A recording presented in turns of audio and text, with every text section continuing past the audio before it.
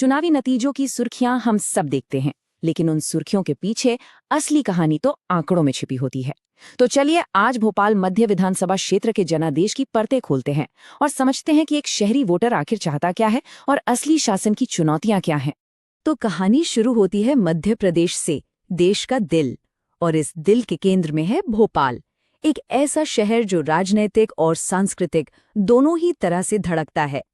हमारा ध्यान इसी शहर के एक बहुत ही अहम हिस्से भोपाल मध्य विधानसभा क्षेत्र पर रहेगा। राजनीति का एक बहुत ही बुनियादी सच है कि भीड़ तो जुटाई जा सकती है, लेकिन भरोसा वो कमाना पड़ता है। इस पूरे विश्लेषण में हम यही समझने की कोशिश करेंगे कि क्या चुनावी जीत सिर्फ दिखावटी समर्थन पर टिकी है या फिर ये जवाबदेह शासन से कमाए गए असली विश्वास का नतीजा है। तो आगे क्या है, हम इस सफर में 6 पड़ावों से गुजरेंगे। सबसे पहले हम भोपाल की धड़कन को महसूस करेंगे, फिर आंकड़ों की कहानी सुनेंगे। इसके बाद हम देखेंगे कि स्थानीय और राष्ट्रीय मुद्दे कैसे एक दूसरे से अलग हैं। जनादेश का विश्लेषण करेंगे, शासन का एक खाका तैयार करेंगे और अंत में समझेंगे कि जनता का विश्वास आखिर जीता कैसे जाता है।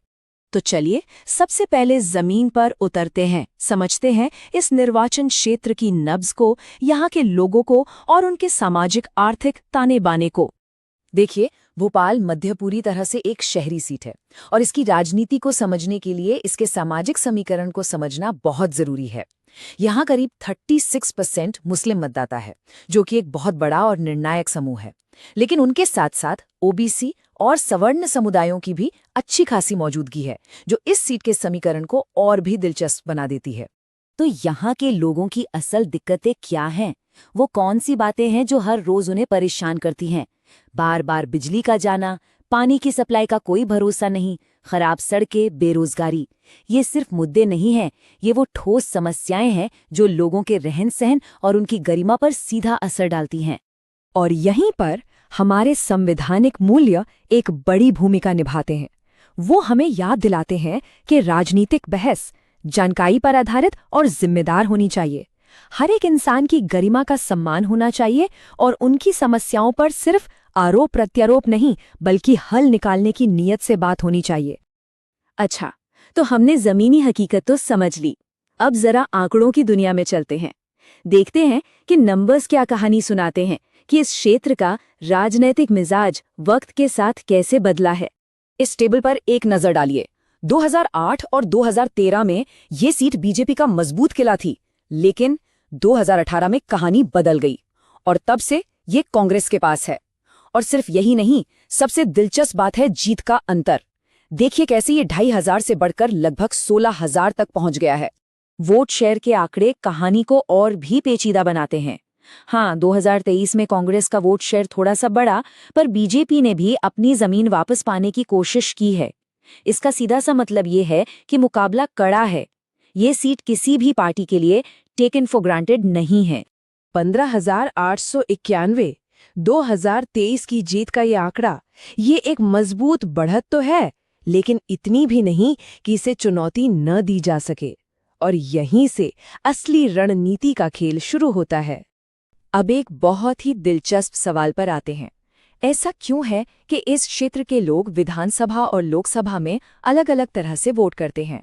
ये विरोधाभास हमें क्या सिखाता है? इसका जवाब इस सीधी सी तुलना में छिपा है। जब बात विधानसभा चुनाव की होती है तो वोटर के लिए क्या मायने रखता है? उम्मीदवार का उनसे सीधा संपर्क, बिजली, पानी, सड़क जैसी रोजमर्रा की जरूरतें। लेकिन जैसे ही चुनाव लोकसभा का होता है तो मुद्दे बदल जाते हैं। तब प्रधानमंत्री का चेहरा, राष्ट्रीय सुरक्षा और पार्टी की बड़ी विचारधारा, ये सब हावी हो जाते हैं। ठीक है, तो अब हम आंकड़ों से एक कदम और आगे बढ़ते हैं और उन चेहरों और सिस्टम्स को समझते हैं जो इन नतीजों के पीछे हैं। मौजूदा विधायक की प्रोफाइल और उनकी रणनीतिक स्थिति का जायजा लेते हैं। आइए मौजूदा विधायक का एक स्वॉट एनालिसिस करते हैं। उनकी ताकत, कमजोरियां, मौके और खतरे। उनकी ताकत साफ है। 2 बार के विधायक हैं, मुस्लिम और ओबीसी वोटरों में गहरी पकड़ है। लेकिन उनकी एक कमजोरी भी है, उनकी छवि, जिसे लेकर विवाद रहा है और विपक्ष इसी का फायदा उठाने की कोशिश करता है। ये स्कोर कार्ड हमें बताता है कि रणनीति कैसी होनी चाहिए। अनुभव और लोकल कनेक्ट को तो मजबूती से सामने रखना ही है, लेकिन साथ ही छवि और ईमानदारी को लेकर जो सवाल उठ सकते हैं, उनका जवाब देने के लिए भी तैयार रहना होगा। तो अब तक हमने विश्लेषण किया, अब आगे बढ़ते हैं और एक ठोस रोड मैप की बात करते हैं। एक ऐसा ब्लूप्रिंट जो सिर्फ चुनाव जीतने के लिए नहीं, बल्कि लोगों का भरोसा जीतने और उसे बनाए रखने के लिए हो। इसे हम चतुर्मुख सिद्धांत कह सकते हैं, यानी जुड़ाव की एक चार तरफा रणनीति। इसका मकसद है कि हर समुदाय, हर पीढ़ी, हर विचारधारा के वोटर तक पहुंचा जाए, ताकि कोई भी ये महसूस न करे कि उसकी आवाज नहीं सुनी जा रही। और जब हम डिजिटल तरीकों से लोगों तक पहुंचने की बात करते हैं, तो एक और बहुत जरूरी सिद्धांत सामने आता है, सूचित सहमति।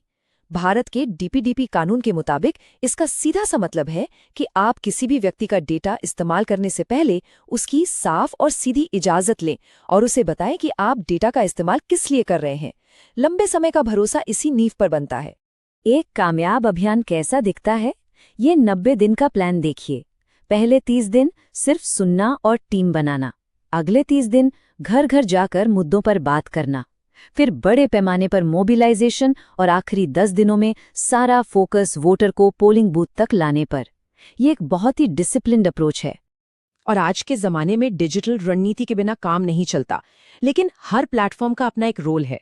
व्हाट्सएप का इस्तेमाल हाइपर लोकल अपडेट्स के लिए, तो इंस्टाग्राम और यूट्यूब का इस्तेमाल एक इमोशनल कनेक्शन बनाने के लिए, और हाँ, झूठ और अफवाहों से लड़ने के लिए एक रैपिड रिबटल टीम का होना बहुत ज़रूरी है।